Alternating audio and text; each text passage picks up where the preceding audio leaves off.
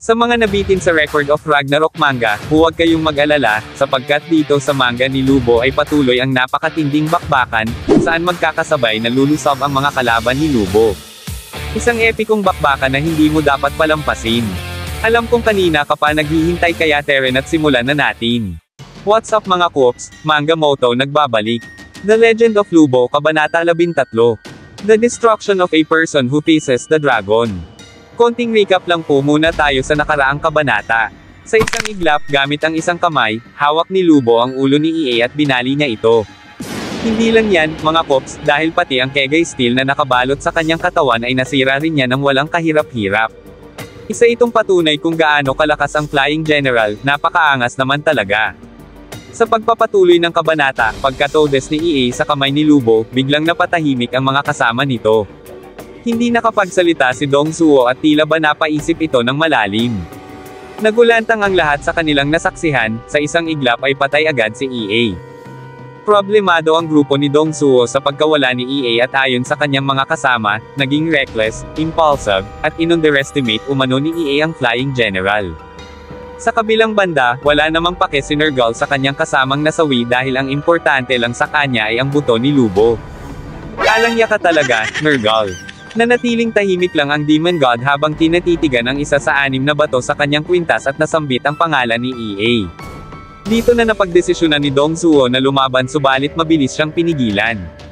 Para kay Sin, hindi pa ito ang oras para sumali ang Demon God sa laban, dahil kung mamamatay si Dong Suo sa labang ito, ang kanilang pangarap na magkakaibigan ay siguradong dito na rin magtatapos.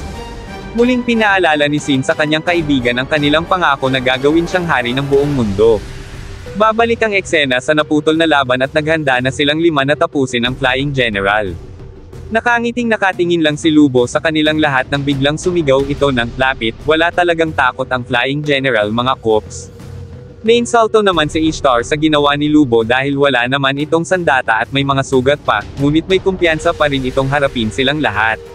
Sa epic na panel na ito, sabay-sabay lumusob sa magkakaibang direksyon ang mga kalaban ni Lubo at lahat sila ay gigil na paslangin siya. Agad na nagpakawala si Ishtar ng mga palaso na tatama sa tagiliran ni Lubo, ngunit naiwasan lang ito ni Lubo sa isang mabilis na pagliyad. May napakalaking katawan sa bandang kanan ni Lubo na agad naman niyang napansin. Ito na pala si Shamash at nakahanda na sa pag-atake, subalit nagawa pa rin itong maiwasan ng Flying General.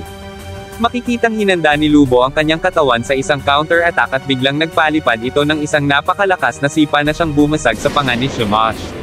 Sa sobrang lakas ng sipa, basag ang panga at lumabas ang nabaling buto sa leeg nito. Natameme sina Sin, Ishtar, at Nab sa brutal na sinapit ng kanilang kasama. Pabagsak na sana ang katawan ni Shamash nang biglang may napansin si Lubo. Sa hindi inaasahang pagkakataon, buhay pa si Shamash. Hinipit niya ang braso ng Flying General at planong baliin ito. Ginamit na niya ang lahat ng lakas na natitira sa kanyang katawan, at makikinig ang di kaaya-ayang tunog na nagmula sa braso ni Lubo.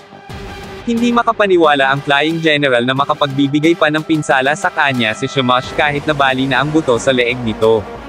Kaya sa panel na ito, hindi makapaniwala si Shamash na ang baling braso ay unti-unti siyang inaangat, hanggang sa nabuhat siya ni Lubo paitaas at bumuwelo para ihampas siya pa ibaba ng ubod ng bilis.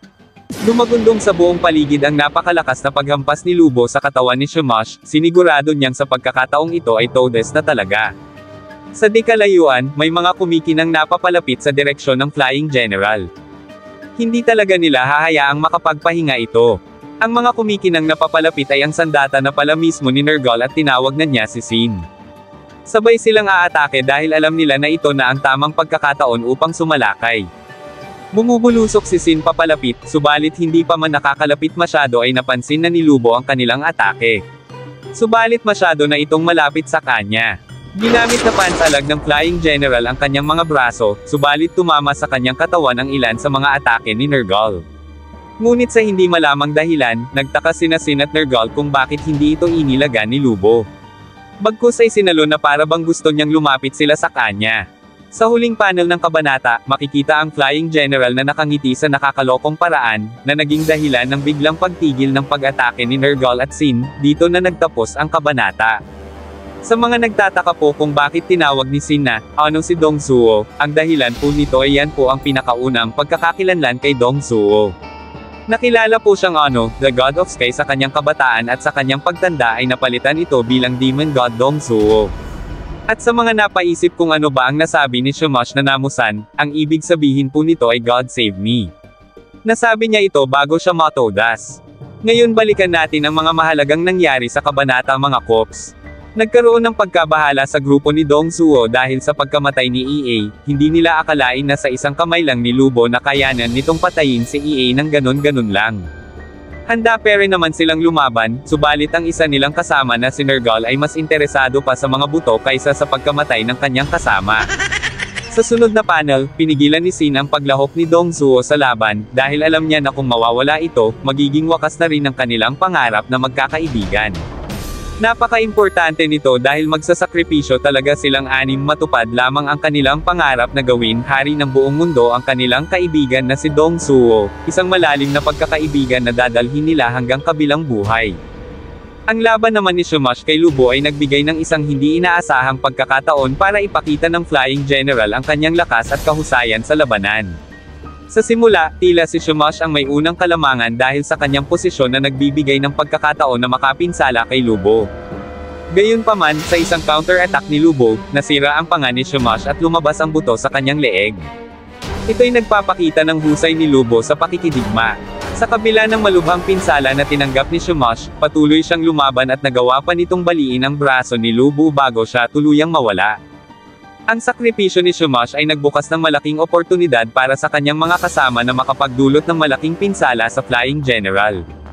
Gayunpaman, kahit na maraming pinsala na ang natanggap ni Lubo mula kay Nergal, bigla siyang ngumiti na tila nakakaloko, na nagpahinto sa mga atake ni Nergal at Sin. Ang kanyang ngiti ay nagdulot ng malaking takot sa mga kalaban, na tila sinasabing hindi nila nais na lumapit dahil siguradong mamamatay sila. Saglit lang mga Kops, kumapit kayo ng mahigpit, dahil sa Kabanata 14, saksihan natin ang pagwawala ng Flying General na hindi na mapipigilan pa. Sa wakas, matutuklasan nila na hindi kailangan ni Lubo ang kanyang sibat upang lumaban, dahil siya mismo ang pinakamakapangyarihang sandata, buhay na buhay at handang lumaban. Asahan ang higit pang mga digmaan sa mga susunod na kabanata. Ngunit sa tingin ko ang susunod na pipiliin ninyo ay ang Jack the Ripper Case Files, punong-puno rin ito ng Action Jackson mga Kops. Ngunit, huwag nating kaligtaan na nasa ating lineup din ang Shinsengumi, isang grupo na hindi dapat maliitin. Doon makikilala ninyo si Hijikata, ang misteryosong lalaki na nanunood sa laban ni Soji sa Ragnarok. Pero kung hindi ito ang inyong pipiliin, walang problema, marami pang pagkakataon na darating. At dito na nagtapos, alam kong bitin ka sa kwentuhan natin, kaya sorry na agad. Shoutout po muna kina John Mark Guangco, Canada James, Roel Supas, Jason Barbosa, Peter John Candelario, Kilby Sanggalang, Ace Rinca, Bot Termel, Rio Long Andan. Kung mahilig ka sa Record of Ragnarok, like and follow our page para updated ka sa kwentuhan. Abangan ang susunod na kabanata. Salamat!